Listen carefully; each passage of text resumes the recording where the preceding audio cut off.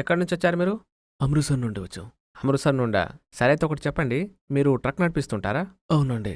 చూడండి, మన్‌దీప్ సింగ్ గారు, మీరు పుట్టినప్పటి నుండే మీ పైన ఉగ్ర ప్రక్రియ అనేది చేయడం జరిగింది.